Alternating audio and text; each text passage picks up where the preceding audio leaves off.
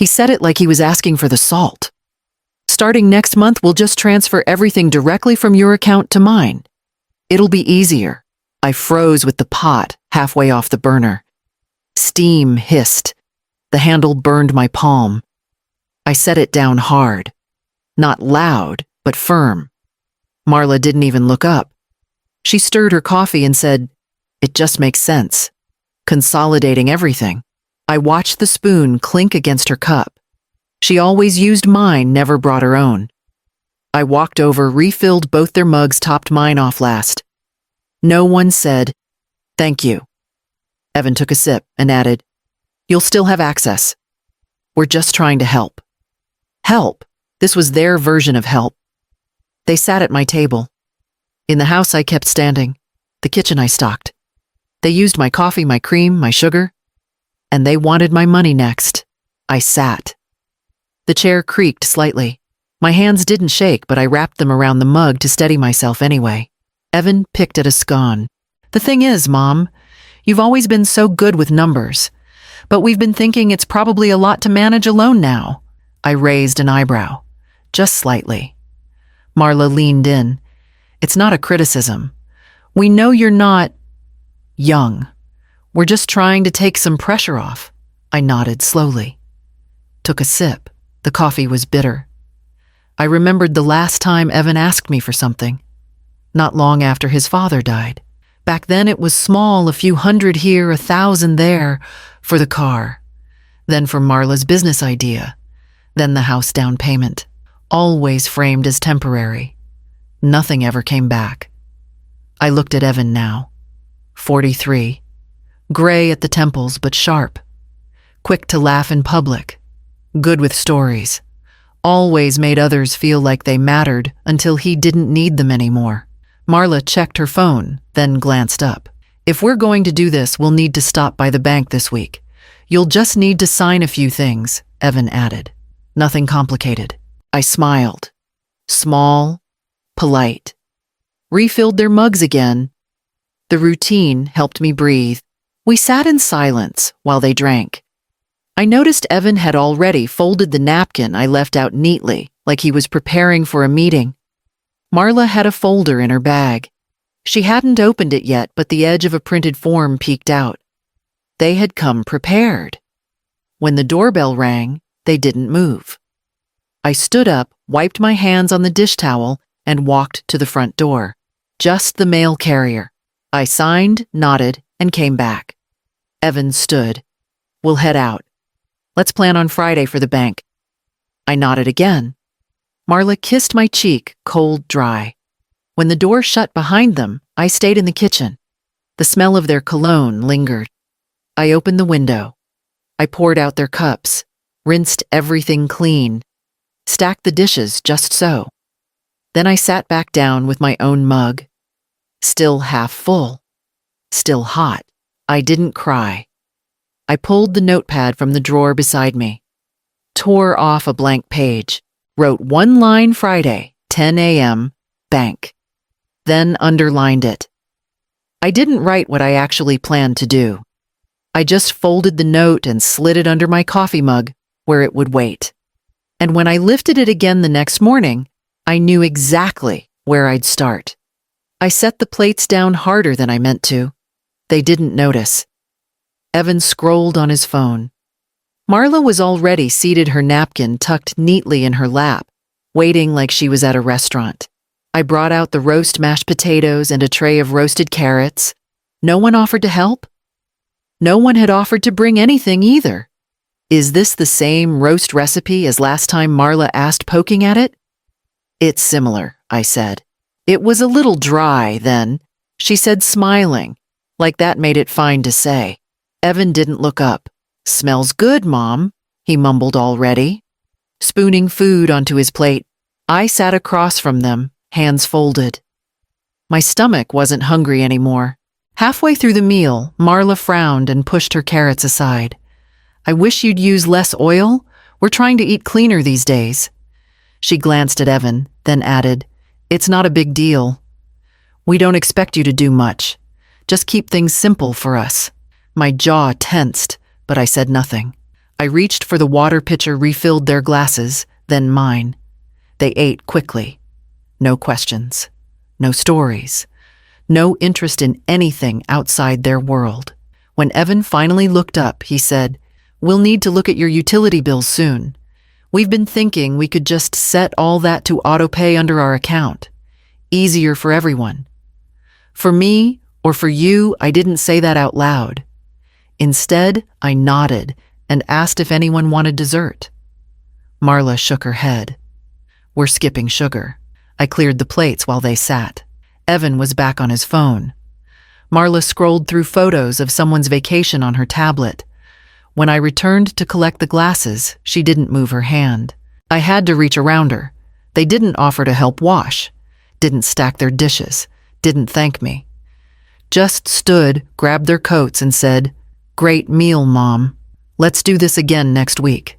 When the door closed, the silence felt bigger than the room. I walked back to the kitchen. The plates were smeared, half-scraped utensils askew. I turned on the water, let it run hot. Washed slowly, deliberately.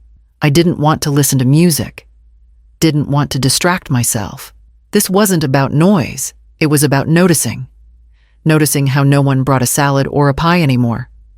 How I no longer heard, "What can I bring?" or "Need help with dishes." How my name had been replaced with the role I served, cook, cleaner, host, ATM. I dried my hands, wiped down the counter, then opened the drawer beside the stove, pulled out the small notebook I'd started again, my old ledger. I flipped to a fresh page, wrote the date, underlined it. Dinner, 2 guests, cost $28 groceries, plus 3 hours prep, plus 1 hour cleanup contribution. $0. I closed it, slid it back in place and took my cup to the table.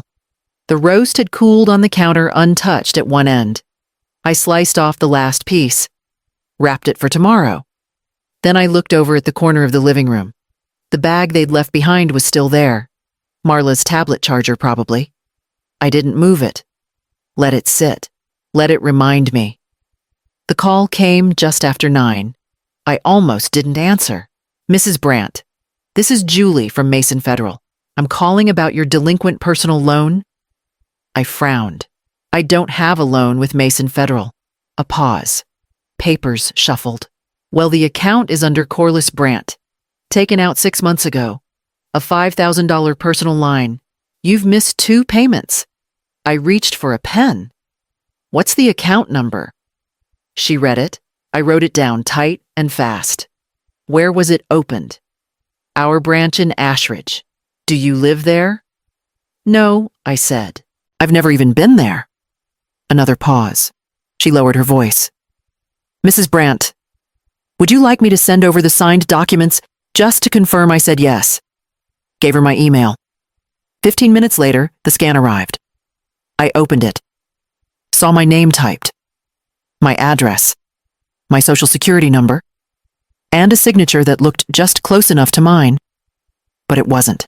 The letters curled too wide. The C was flat, not looped. The tail of the B was stiff. I leaned in closer. The handwriting on the optional contact form was worse, block letters careless. I knew that writing. Evan filled out forms like that. Had since middle school. I checked the listed phone number. It wasn't mine. It was one I vaguely recognized, an old landline Evan used to use when he lived in the cottage behind our house. I stared at the document. My hands were steady. My stomach wasn't. I printed the file, highlighted the signature, circled the contact info, wrote one word at the top, forgery. Then I tucked it into the ledger I'd restarted last week. I didn't call him, didn't text, didn't mention it to anyone. Instead, I opened the cabinet above the fridge, pulled out the accordion folder marked Old Statements. I hadn't looked through it in years. I checked the most recent accounts I still used. Nothing unusual. Then I opened a drawer in the hallway and found a dusty tin with tax returns. Pulled the last 5 years. Flipped to the last pages. Reviewed every document where my signature appeared. Same curl, same flow. Not the same as the bank file. I made a pile. labeled one stack mine, the other not mine. The not mine stack had only one document. But that was enough. At noon, I walked down to the credit union I did use, asked to speak with their fraud department.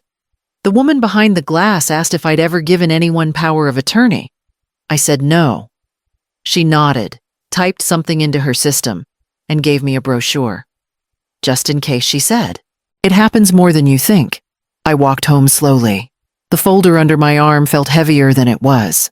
When I got home, I made coffee, sat at the table, stared at the envelope from Mason Federal. Then, without hesitation, I pulled out my old address book, found David Croft's number. Still written in blue ink from years ago, faded but legible. I didn't dial yet, just stared at the name.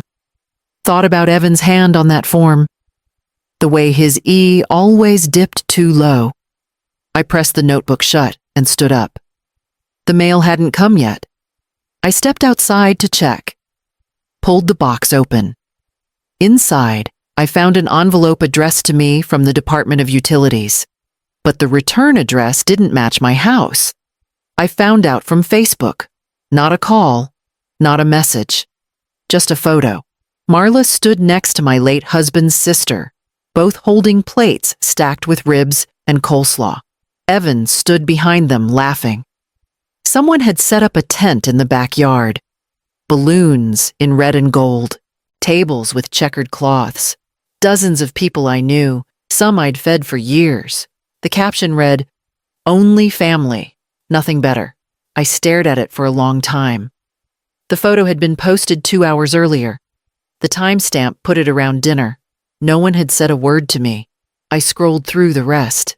My great niece posing with the grill. My neighbor in the corner handing out drinks. Evan tossing a football with a few younger cousins. No sign of me anywhere because I wasn't there. I clicked through the comments. Looks amazing. Love this crew. So glad everyone could make it. Everyone. Everyone except me. I turned off the screen, set the phone down. My fork sat beside an untouched plate of eggs I'd made just to keep my hands moving. I pushed it away, picked up the phone again, checked my calendar. Nothing. No missed calls. No wrong dates. It wasn't a mistake. They didn't forget. They excluded. I stood up, went to the back porch, listened to the quiet. No smoke from a grill. No voices next door. Just my own yard still and clean. I pulled out a chair and sat. Thought of how many barbecues I'd hosted, how many cakes I'd baked, how many folding chairs I'd pulled out from the garage. I'd bought the red and gold tablecloths they used. I'd stored the cooler they filled. My husband's sister used to call me weekly after he died. Checked in, sent birthday cards, brought over jam in the spring. Now she smiled next to Marla like I never existed. I didn't cry, just sat with it. Let it wash over me like a cold tide. Inside, the air felt thicker. I walked to the bookshelf, pulled out an old album, flipped through pictures of birthdays, Easter brunches, summer cookouts. There I was, always holding something, pies, drinks, trays, always standing, always working, always the one behind the camera or behind the food. I closed the album, went to the kitchen, washed the plate I hadn't eaten from, dried it, put it back. Then I went to the safe, opened it, pulled out the envelope marked use if necessary. Not to open it, just to hold it. Just to remember I hadn't given them everything. Not yet. I returned it to its place, closed the safe, locked it. The clock read 8:37 p.m. I poured half a cup of coffee, enough to hold while I sat. I didn't check my phone again, but later when I passed by the counter, the screen lit up with a notification. Another photo from the party. Marla again. This time sitting in my old lawn chair, holding a picture I hadn't seen since last summer, wearing my sister-in-law's bracelet. Captioned, "Feels like home." I pulled the rug back and lifted the panel. The safe was cold under my palms, heavier than I remembered. I spun the dial, pressed in the code. The lock clicked open. Inside, everything was just as I had left it years ago. On top, the property deed folded crisp, still smelling faintly of the lawyer's office. Beneath that, my husband's revised will drawn up after his second hospital stay. His handwriting still on the sticky note he left attached. Keep this safe. They'll never expect it. I touched the paper lightly, not ready to read it again. Next, a power of attorney formed my name, written in bold at the top. Lines for a signature empty. I had never signed it. I had never handed away my right to decide. And at the bottom, the sealed envelope. Use if necessary. Written in my husband's steady hand. Thick with folded papers. He'd never told me exactly what was inside. He only said, "If they push too far, you'll know." I closed my eyes. His voice was there, steady as ever. I didn't open it. Not yet. Instead, I set it back where it belonged, stacked neatly, untouched. Then I shut the safe, spun the dial, pulled the rug over the panel. In the kitchen, the clock showed past midnight. I filled the kettle, set it on the stove, waited until it hissed, poured water into the filter, watched it stream through the grounds, steam rising slow and heavy. I carried the mug to the table, sat alone in the dim light. The party photo still lingered on my phone screen across the counter. Glowing faintly, Marla's smile. My sister-in-law's arm linked through hers. Only family. I sipped the coffee. Bitter dark. I thought of Evan's face at the table that morning, so casual when he spoke about moving my money into his account. The way Marla called it easier. I thought of the fake loan, the forged signature. I thought of the barbecue I hadn't been invited to, the photos they posted without shame. And I thought of the envelope in the safe. My fingers tapped against the cup. Not out of nerves. Out of rhythm. Out of memory. Numbers and ledgers had been my life's work. I knew how to track things. I knew how to follow the trail. They believed I was soft. They believed I was tired. They believed I wouldn't notice. I took another sip. The heat steadied me. I pulled the notebook from the drawer, wrote down every detail from the call with Mason Federal, circled the word forgery, added a note utilities bill, address mismatch, closed the cover, slid it back in place. The house was quiet, but I didn't feel alone. The safe beneath the floorboards pulsed in my mind like a heartbeat. I rinsed the mug, set it in the rack, and turned off the kitchen light. In the dark, I knew one thing: they thought I had nothing, and that meant they'd never see it coming when I used what I had. I climbed the stairs slowly, the silence following me, steady as the ticking clock. I opened the front door before they knocked. Evan blinked. "You always know," he said. I didn't answer, just stepped aside and let them in. Marla carried her tablet. Evan held 2 cups of store-bought coffee. He offered one. I shook my head and walked toward the kitchen. They followed without asking. "I tried calling you on Tuesday," Marla said as she sat. "I was busy." With what I didn't answer. Evan sipped. "You didn't leave the checkbook at the credit union, did you?" I looked at him. "No." "She says you did," Marla said. "They called. I left it there on purpose. I was updating the register." She blinked. "It just seemed strange, that's all. They thought it might have been forgetfulness." I watched her face. "No worry. Just calculation." Evan leaned in. "Look, no one's accusing you of anything, but I do think we should at least talk about setting up a backup plan. Just something small, like limited authority, only for emergencies." "You mean access to my money?" He hesitated. "Only what's needed. You'd still be in full control." I folded the towel in my hands and set it beside the sink. "Just something we can put in place now," he added, "in case things change later." I nodded slowly. "Who would hold that authority?" He glanced at Marla. "We could both be on it. Joint responsibility. And if one of you uses it without telling the other," Marla smiled like I'd told a joke. "We're a team Corliss." I said. She opened her tablet. "I brought a sample document. Nothing binding, just a reference." Evan pulled it up, turned the screen toward me. I didn't look. "I'll review it later," I said.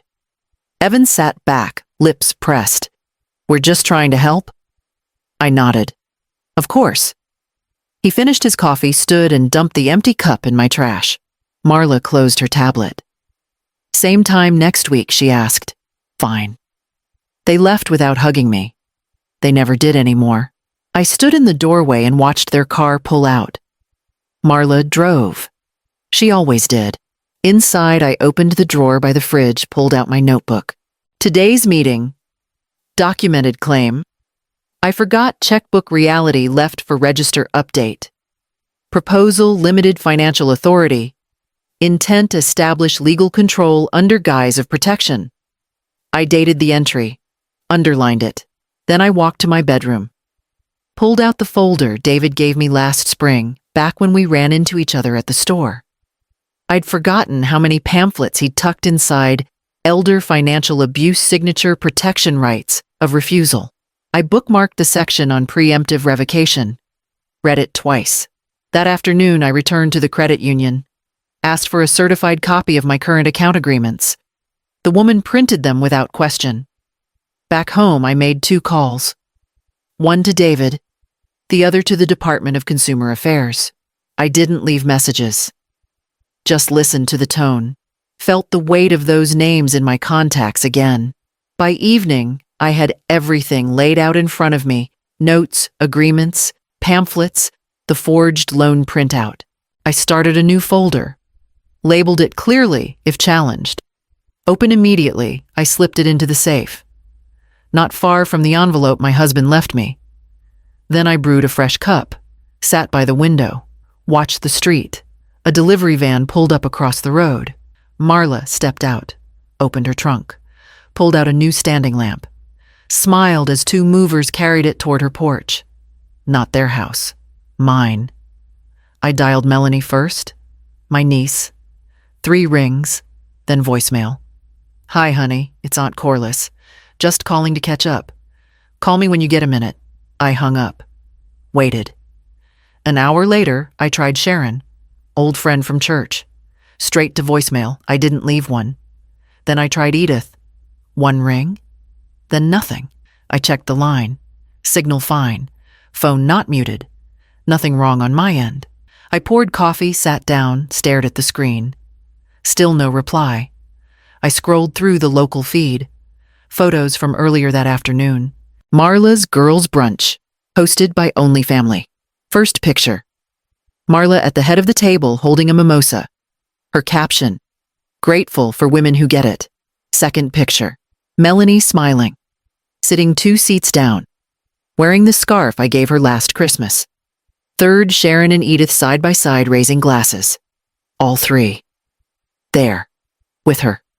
I didn't move, just let it settle. She'd gotten to them.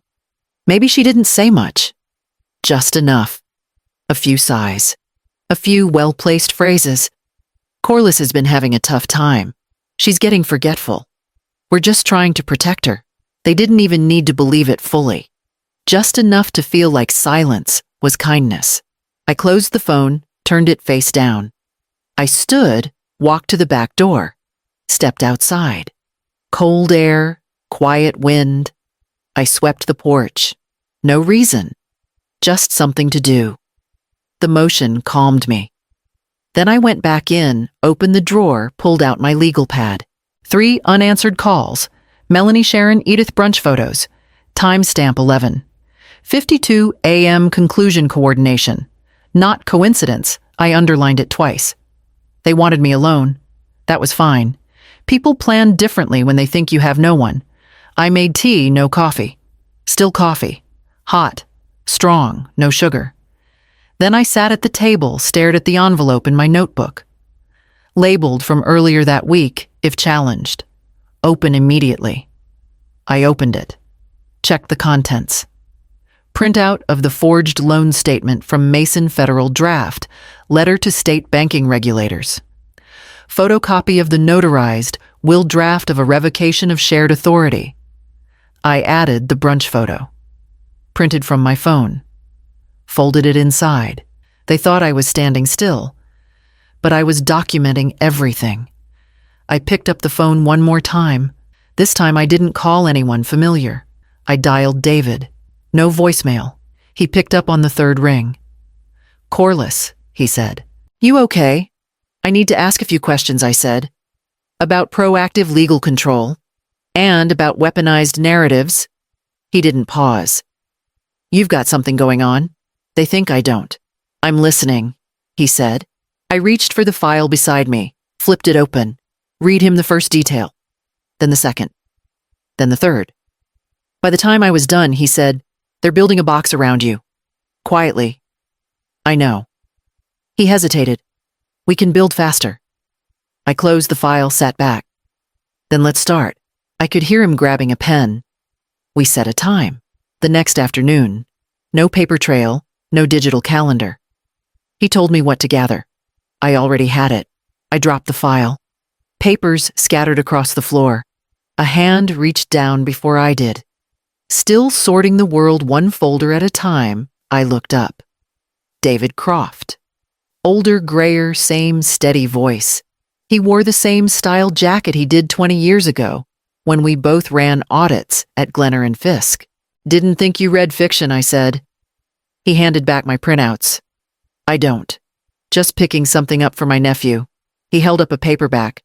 "Has swords in it." I gave a small smile. "Still allergic to dragons always." We moved to the corner table. He leaned on the chair but didn't sit. "You look like someone who's 3 steps ahead but pretending to be 2 steps behind," he said. I hesitated. "You're not wrong. I heard about the house. The move. You okay?" I didn't answer directly. "You're at a law office now, paralegal. Middleton and Shore. Lots of estate cases. Elder control battles. It's not all pretty. Then you know the kind of thing I'm facing." He leaned in. "If you're even half thinking that you're already 5 steps ahead." I took a breath. "They're trying to box me in." He didn't ask who.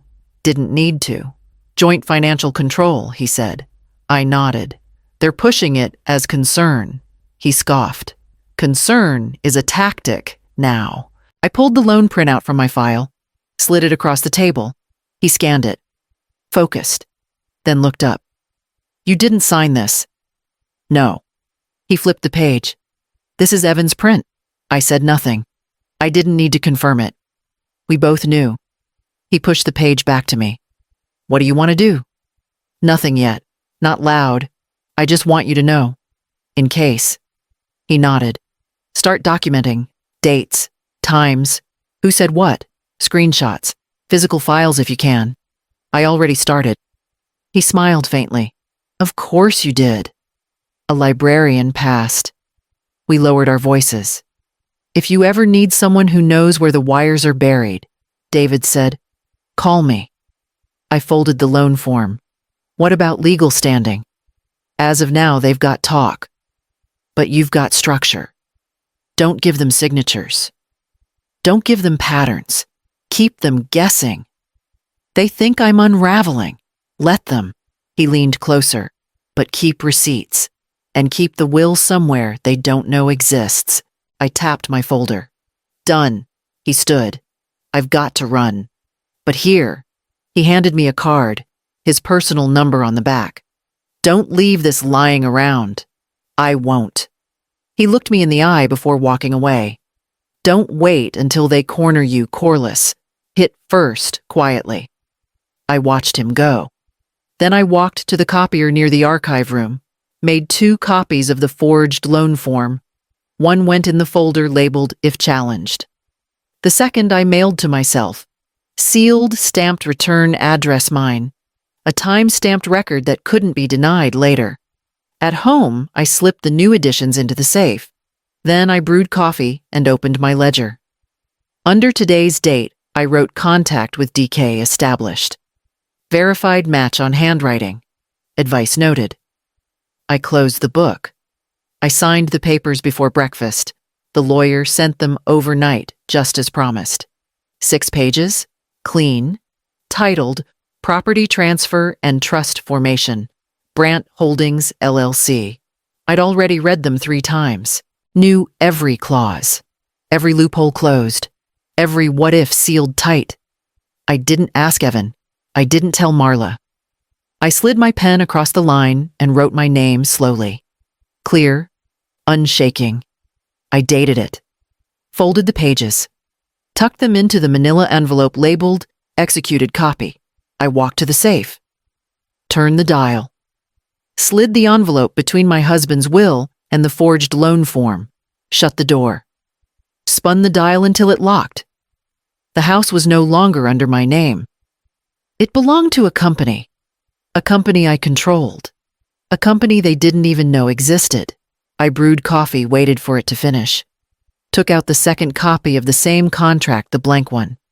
I slipped it into the top drawer of my desk. No signature, no date. Just potential. I left it there on purpose. In case anyone ever went snooping. In case they wanted to see if I had considered making a move. Now, they would think I was still thinking. But I had already moved. I walked through the hallway slowly, looked at the photos I hadn't taken down. Evan at 12 with a soccer medal. His father behind him, proud. The dining room was still set from last week's dinner. I hadn't cleared the placemats. I hadn't touched the chipped wine glass Marla used. I let it sit there, let it remind me. I poured coffee into a thick ceramic mug. No flowers, no slogans. Plain, sturdy, like the rest of my life. I opened my notebook, logged the action. 9:12 a.m., executed LLC transfer, recorded under Brandt Holdings. Manager C. Brandt. Unsigned version, left in desk. Purpose misdirection. I underlined it twice. Then I called David, told him it was done. He didn't congratulate me, just said good. That changes everything. I agreed. We didn't speak long. He had a filing to finish. I had a drawer to relock. After the call, I returned to the kitchen, cleaned the coffee pot, wiped down the counters. Then I opened the blinds. Across the street, Marla stood in their driveway, holding a plastic bin labeled Holiday Decor. Upstairs. Evan came out a moment later, took it from her arms. He said something. She laughed. She looked straight at my house. Didn't wave. Just watched. I didn't move. She couldn't see what had changed. But it had. Everything had. And in my desk behind the day planner and the envelope of utility receipts, a single unsigned contract sat waiting. Clean. Untouched. A decoy. Let them think they still had time. Let them imagine I was still considering my options. I closed the drawer. Turned off the light. I slit the envelope open with the side of a butter knife.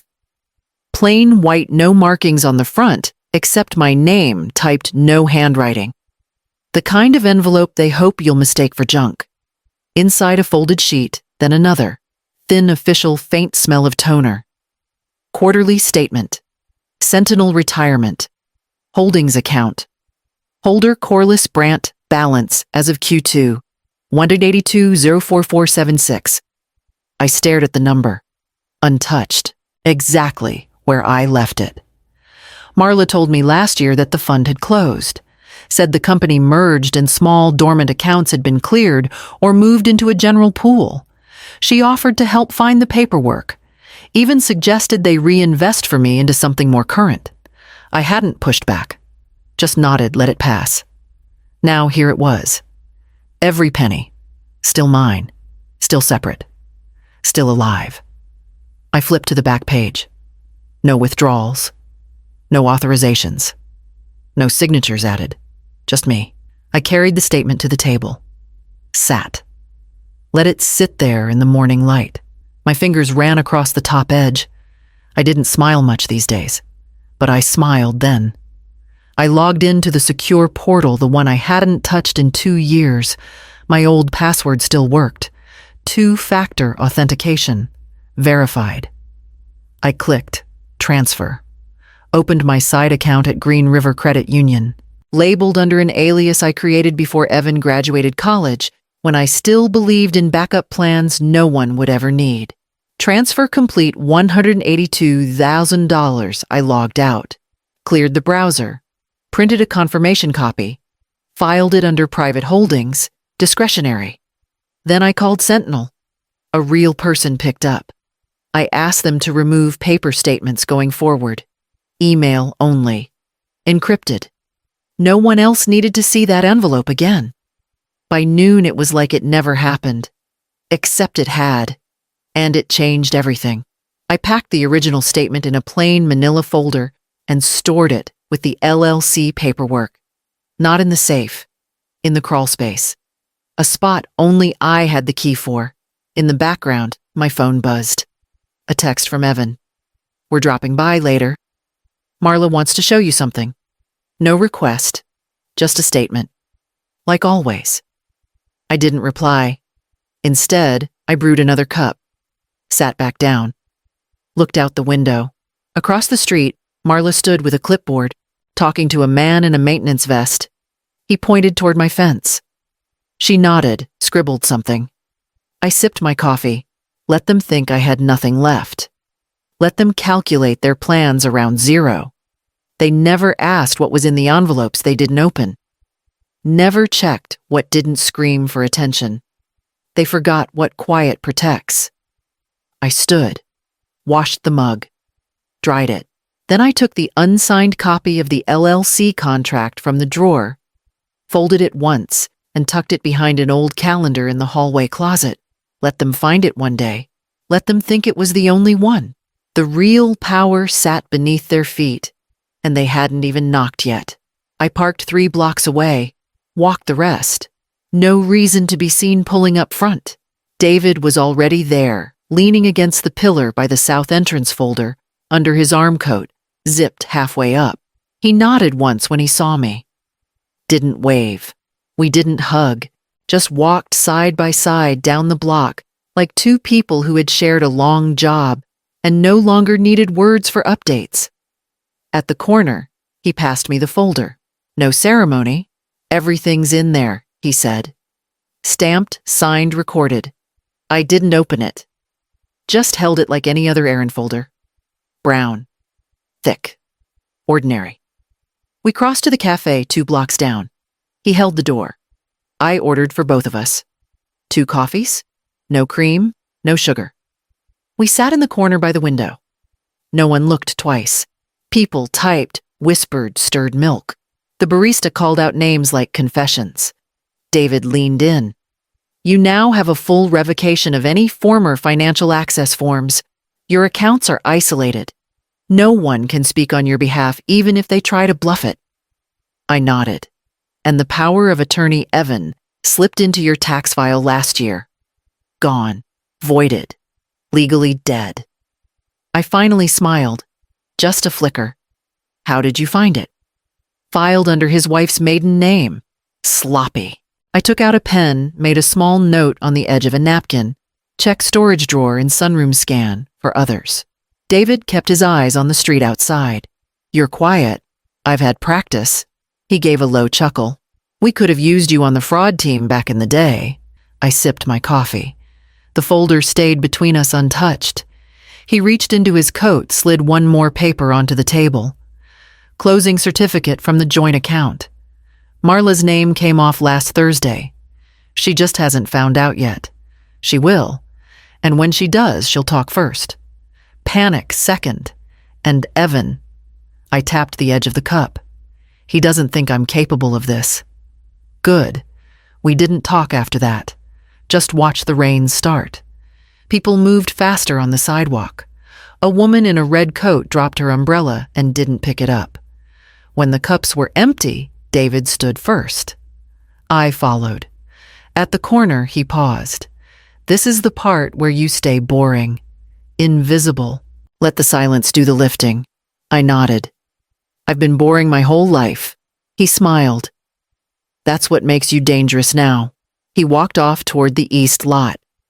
I headed back to my car folder flat against my side. Coat zipped over it. In the glove box, I added it to the expanding file, labeled Confirmed Protections. Slipped a blank sheet over the top. Drove home with the windows up. No radio. The house was just as I left it. Lights off. Curtains drawn. On the porch was a small box with a note taped to the top. No return address. Just 5 words in a rushed hand. Thought you'd like this back. I didn't have to open it. I already knew what it was. Marla showed up alone. No text, no warning, just a knock at the door like she owned the rhythm. I opened it. Said nothing. She stepped in heels, clicking like punctuation. Slid a folder onto the table without taking off her coat. Evan had to work, she said. But we thought it was time we laid things out properly. She didn't sit. Just flipped the folder open. Typed. Double-spaced. Bullet points. Monthly contributions to Joint Household Fund, $2,500 transfer of deed to shared family name, add Evan to all bank accounts for oversight, establish weekly budget reviews, update will to reflect current needs. She tapped the page like a lawyer reading a verdict. None of this is out of line. These are things responsible families do, especially when health starts to change. I let that hang in the air. She didn't flinch. She'd practiced this. You've had a good run, she added. We're just trying to make sure it all stays manageable. Organized. For who I asked? For everyone. Her voice didn't rise. It never did. That was her skill, smiling through steel. You've been overwhelmed, Corliss. The checkbook, the utility mix-up last month, the overpayment to the pharmacy, I didn't respond. Let her fill the space with her own story. She took it as agreement. Once everything's filed, you won't have to worry about a thing, she said. Like this was a favor. We'll take care of the details. You can just rest. She slid a pen across the table. I looked at it, picked it up, held it. I'll take care of it tomorrow, I said. Calm? Smooth. Marla beamed. That's great, Corliss. Honestly, I'm relieved. We've all been worried. I stood, walked her to the door, didn't rush, didn't speak. She turned on the porch, gripped my hand lightly. You won't regret this. I watched her walk back across the street. She never looked back. Inside, I locked the door, turned all 3 bolts. Then I walked to the sink, filled the kettle, lit the burner. The flame caught fast. I watched it, eyes still fixed on the rhythm of her heels in my mind. When the water boiled, I made coffee. I took the folder and pen to the dining room. Sat. Removed each page. Studied the language. Checked for footnotes. Looked for traps. They were everywhere. The joint account clause had no spending cap, no audit clause, no mutual approval language. The deed transfer included a line about co-occupancy to be determined at future discretion. Even the will update mentioned allocation to heirs in alignment with current contributors. They thought I'd sign it blind. I took out my red pen, marked every lie, circled every clause, wrote 1 word in the margin denied. Then I placed the folder in the bottom of the fireplace and struck a match. The paper caught quickly, curled black. I opened the damper, let the smoke rise. When it finished, I swept the ashes into a steel tin, labeled it with the date, placed it in the safe beside the forged loan statement. They'd think I was reviewing it tonight, maybe even signing it, and tomorrow when they asked, I'd say, all done. Then I'd hand them something else entirely. I signed the papers before lunch, not the real ones, the decoys. I had copied every page word for word. Same spacing, same margins, same font. Except for 1 sentence. The clause about deed transfer gone. The line about Evan's unilateral access gone. The clause tying my will to current contributors cut clean. I printed the whole packet on the same ivory stock they used. Slid each sheet into the folder like nothing had changed. Then I signed. Not sloppily, not slowly. Just enough pressure to leave a clean impression. I wrote the date in the corner. Paper clipped the whole stack. Set it on the table. Walked to the sink. Ran cold water. Let it pour over my wrists. They wanted this signature, craved it. Thought it would seal everything. They thought my silence meant surrender. They didn't understand. Silence is a tool, and today I sharpened it. The doorbell rang at 12:47. I opened it before the second chime. Evan stood with Marla just behind him, both in black. She wore heels. He held a small leather folio closed tight.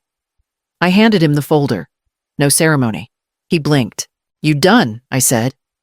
Marla's eyes flicked to the packet. All of it. All of it. She reached for it, flipped the cover, scanned. No questions, I read every word. Evan smiled. "Thank you, Mom. This really helps." I nodded. "Glad to help."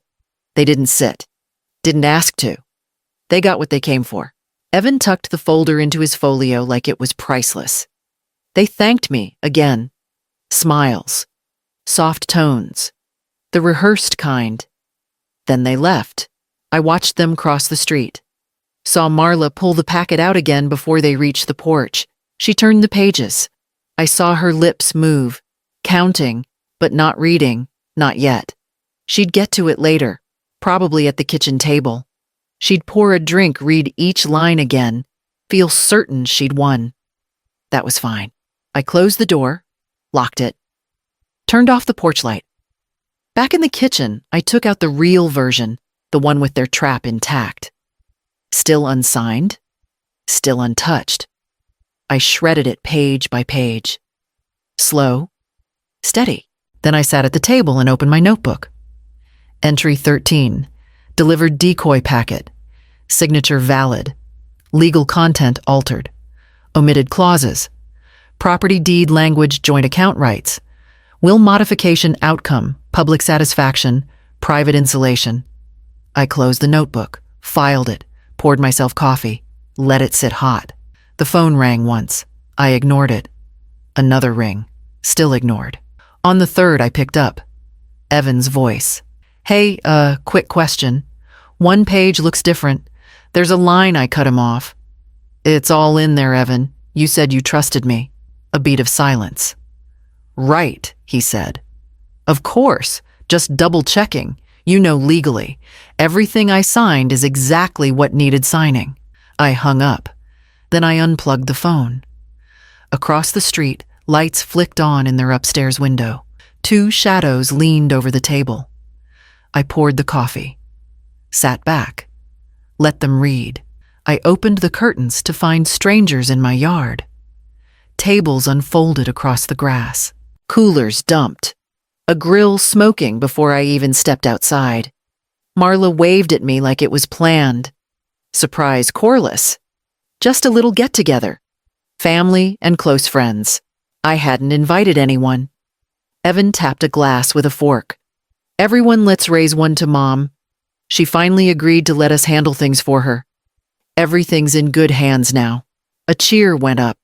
Glasses clinked. Chairs scraped. I stood in the doorway holding my mug. No one looked at me. Marla was already at the center, sliding into photos, her arm hooked through Evan's. "She trusts us," she said. "It's official." People nodded, laughed. A neighbor shouted. About time I turned back inside, refilled my mug, sat at the table. From the kitchen window, I saw them move through my house. Guests opening cabinets. Someone using my bathroom like it was theirs. No one asked. I stayed seated, sipped coffee. Evan came in halfway through the afternoon carrying 2 plates stacked high. He set one in front of me. "Eat something, Mom." "I'm fine." He leaned down, lowered his voice. "They all know now. Makes it easier." "Easier for who?" "For everyone," he said, same as Marla last week. He kissed my head, quick, distracted, and left the plate. Chicken grease smeared the edge. I let it sit. Through the walls, I heard Marla laugh. Heard her telling someone how stressful it had been keeping me steady. How relieved she was now that the papers were signed. They believed her. Why wouldn't they? I got up, rinsed the untouched plate, dropped it into the dishwasher. By dusk, string lights glowed across the yard. Music played. They toasted again. Marla raised her glass higher this time. To Evan's mother. For trusting us with the future. The crowd echoed it back. I poured another cup, drank it black. No one saw me at the sink. No one noticed the woman whose name was still on every deed, every account, every statement that mattered. The papers they waved around in their heads were hollow, but the celebration was real. They thought they wore my skin. The laughter stopped when the door swung open. A woman stepped inside, neat blazer camera swinging at her side, clipboard in hand. She didn't hesitate, didn't ask permission. She walked through the living room as if it were hers. "Apologies," she said briskly, scanning the walls. "Just here to take photos for the new listing. Won't take more than 20 minutes." The air shifted. Guests looked at each other. Marla froze wine glass midair. "What listing?" she snapped. The woman glanced at her clipboard. "Property transfer was finalized last week. This address is scheduled to hit the market tomorrow morning." Every head turned toward me. Evan shoved his chair back, face drained. "Mom, what is this?" I stood, took my time, smoothed my skirt, met every pair of eyes. "This isn't your house," I said evenly. "It never was." Marla blinked. "You signed. You agreed I signed what I intended I said. And it didn't include handing you this home?" The realtor moved methodically, snapping pictures of the windows, the crown molding the kitchen island, cluttered with half-eaten food and plastic cups. She didn't pause. She didn't ask anyone to move. She just documented. Evan's voice cracked. "You can't just sell the house." "We've been using it," I cut in. "Not living in it, not paying for it. Using it." Guests whispered. One couple slid their plates aside, stood and slipped toward the door.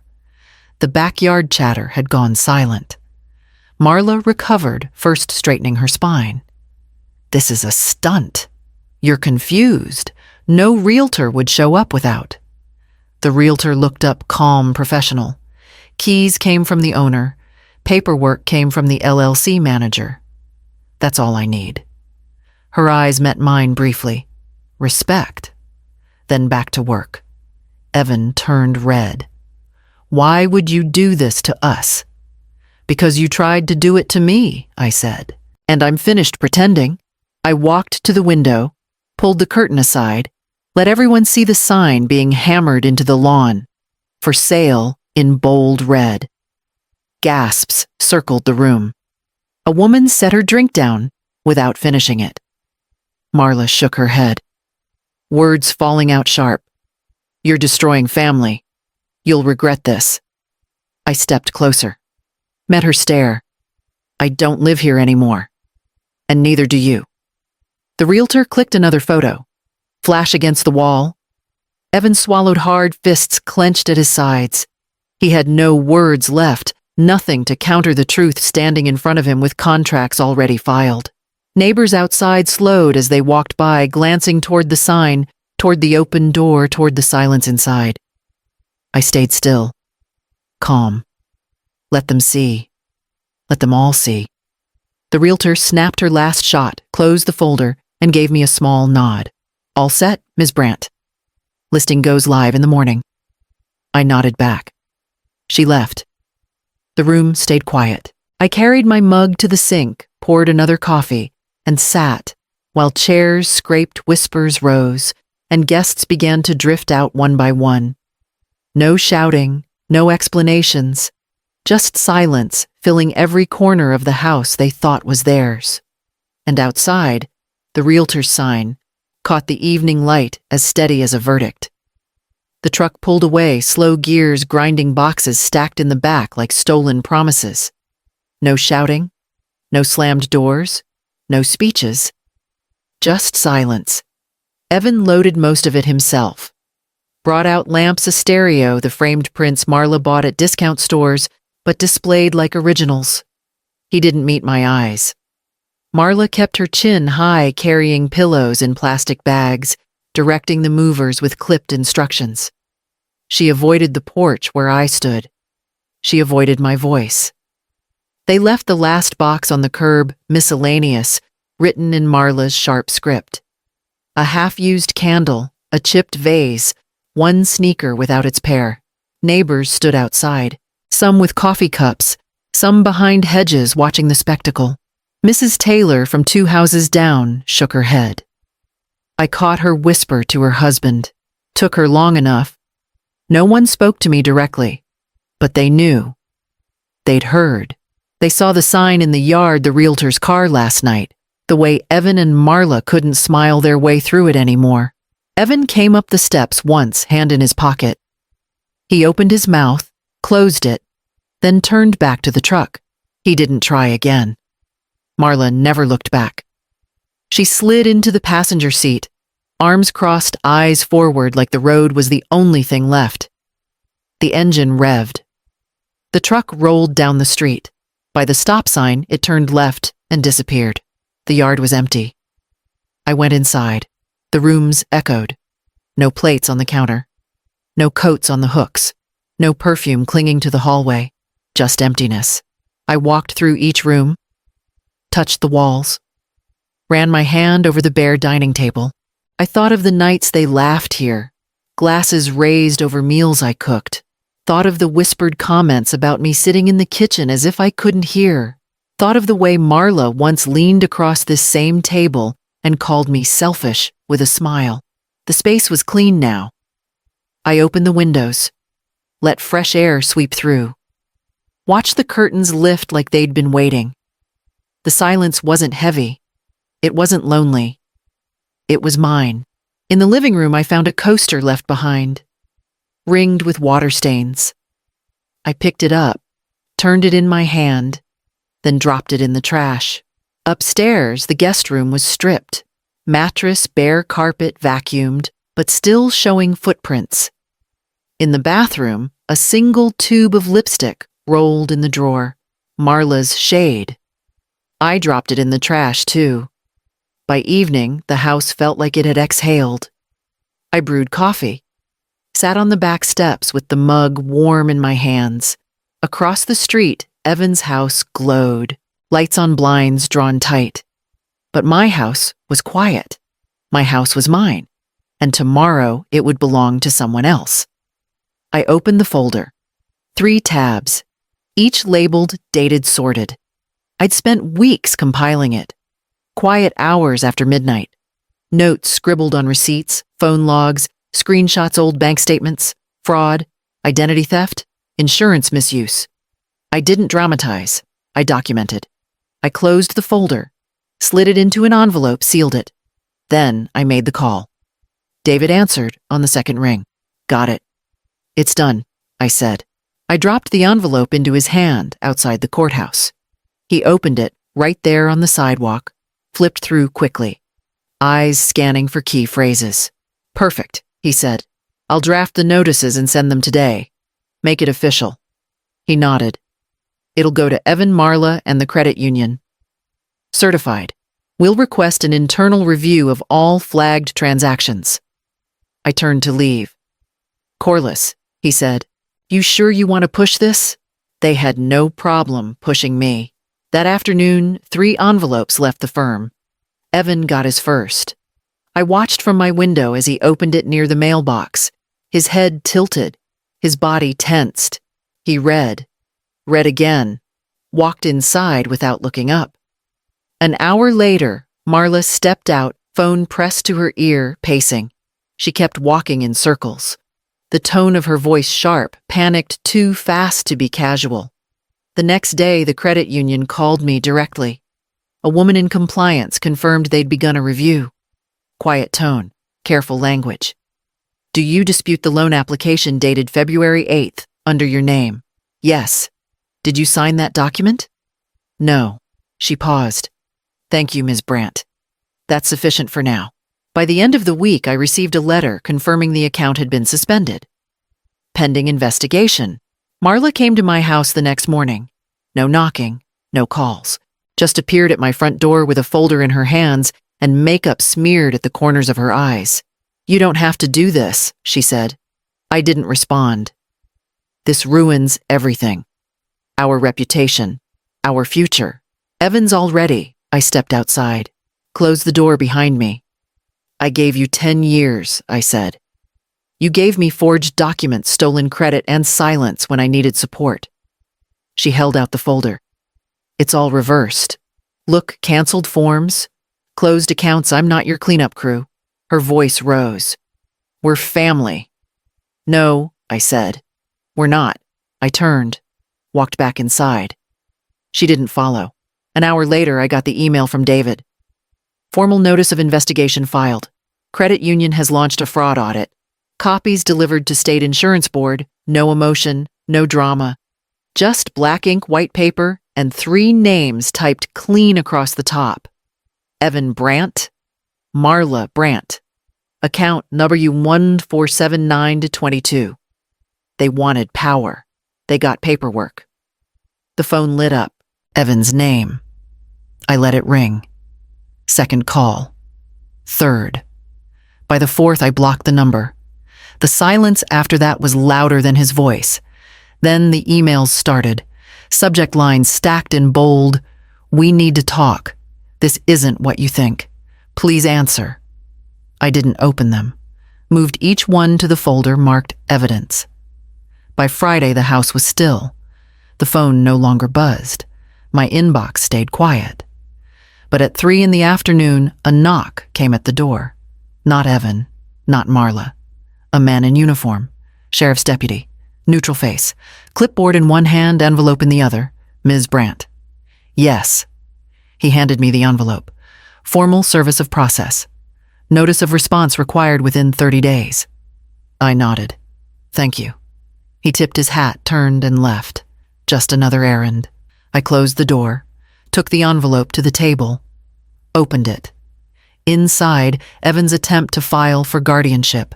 Temporary authority over finances, citing mental instability and erratic decision-making. Attached were affidavits. Statements from Marla typed neat, calling me confused, incapable, vulnerable. I set them aside. David had warned me this was coming. Desperation always moved last. I brewed coffee, sat with the steam rising, took out my own folder, the one with notarized letters from 2 doctors' clean assessments, medical records showing clarity competence capability. I placed Evan's affidavit beside mine. The difference glared, his words empty, mine documented. I made a note on the margin, submit copy to attorney. Attach bank fraud report. Cross-reference insurance misuse. Stacked everything neatly, filed it back into the safe. The house stayed quiet. The phone didn't ring. The emails didn't return. Silence stretched. But silence wasn't weakness anymore. It was weight. And this time, it fell on them. I sliced the last box open with a kitchen knife. Pulled out 2 mugs, a dish towel, a photo frame I almost left behind. Stacked the mugs. Folded the towel. Placed the frame on the windowsill. Unpacking felt different this time. Not like restarting. More like finishing something. The new house sat quiet, salt air drifting in through cracked windows. Small place. 1 floor. Clean lines. Pale wood. Just enough. I walked to the table, opened the manila envelope. Inside, final papers from David. I read each page twice. Everything in order. I signed my name. Ink flowed steady. The LLC was dissolved. Title transferred. Proceeds wired. The house I'd left behind now belonged to strangers. Fresh paint. Fresh owners. No history to haunt them. The past didn't come with the paperwork. I sealed the envelope, slipped it into the prepaid return pouch. Then I took out the check net sale after closing costs. Neat sum. Quiet security. I walked it to the bank that afternoon. No escort. No one watching. The teller smiled politely. Deposit? Yes. She scanned it. Would you like a printed receipt? No, I said. Just the confirmation. The number appeared on the screen. Clean. Earned. Mine. I left the bank. Picked up groceries, coffee, eggs, a loaf of bread, the kind I liked. Back at the house, I opened every window. Let the air in. Let it move the curtains and touch the floor and press against my skin.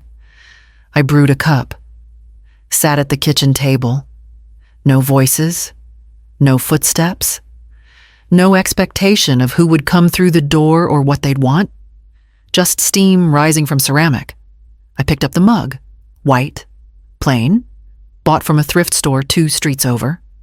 Still warm in my hands. Still mine.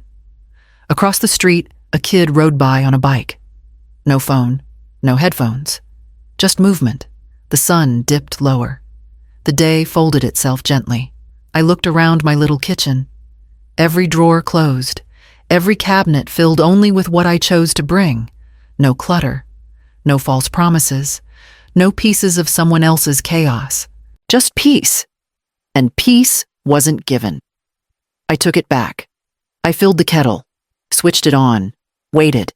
No phones ringing. No lists taped to the fridge. No one standing behind me asking when breakfast would be ready. Just steam. I poured the water, measured the grounds, let it brew. The kitchen held its breath, then exhaled with the smell of coffee. Warm, bitter, steady. I reached for the mug. White, smooth. Set it down in the center of the table. Black letters printed clean across the front, still mine. I sat. Both hands around the cup. Took a slow sip. Let it settle. No one burst through the door. No demands. No stories twisted sideways to make me the villain. No more bargains disguised as kindness. No more dinners served with insults folded under the napkins. The house didn't need to speak. It didn't need to prove anything. It just stood. Quiet. Rooted. Like me. I glanced at the envelope still sitting by the sink. A thank you card from the buyers of the old house. Handwritten. Warm. "We'll take good care of it," they wrote. Feels like it's already full of light. I'd smiled when I read that. Not because they understood, but because they didn't need to. That chapter was sealed. I took another sip. The bitterness had softened. I thought of Evan. I hadn't blocked him from my thoughts. Only from my accounts. He could rebuild. Or not. That was his path to walk. I'd walked mine. I stood, rinsed the mug, set it gently on the drying rack, then opened the door. The air hit my face sharp and clean. I stepped outside and didn't look back.